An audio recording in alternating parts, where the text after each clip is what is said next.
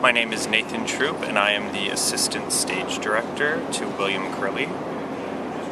And so Nathan, the Washington Post has described that the Castleton Festival gives a true sense of family.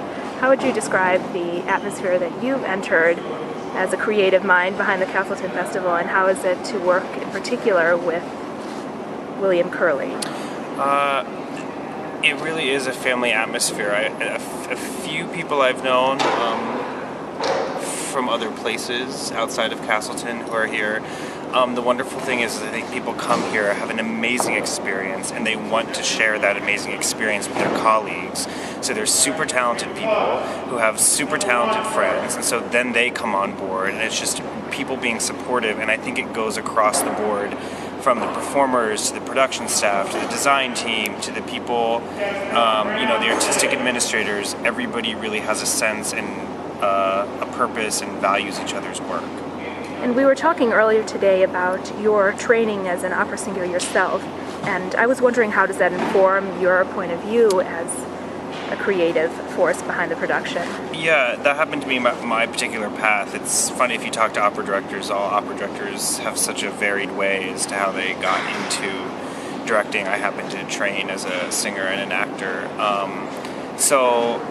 I'm familiar with not only the oeuvre, but what it's like to be up there on stage, having to integrate all these many facets to what it means to be an opera performer. Your technique, movement, relationship, all those sorts of things. So I guess in some ways have that first-hand experience of having done it on stage myself. Mm-hmm. And I've been watching the rehearsals here at the festival tent, and you've been moving around with all the groups of opera singers in and out and up and down. And we move a lot. Yeah, and so I was wondering how you feel about the spatial implications of Castleton.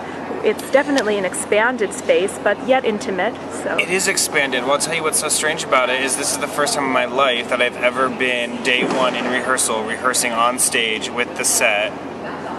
And it's a dream in a way, but it's also sort of discombobulating because you're not just sitting behind a table, so it's exciting and at the same time crazy to be up on stage with an entire Donati family in Schicchi, and I feel like the director and myself were like trying to get out of everybody's way and run around, so you're doing all this work within the throes of having it happen. So it's exciting. I mean, it's a dream to be able to start from day one on set. And can you tell us a bit about the productions you'll be working on? We were speaking of Stravinskys' A Soldier's Tale earlier, so you can start with that.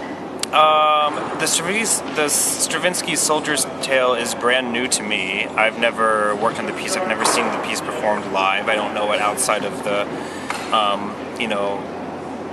what it was in music history class and recordings and that sort of thing. So that's going to be really fresh, and it's a real combination, a real amalgamation of people's individual talents, actors, dancers.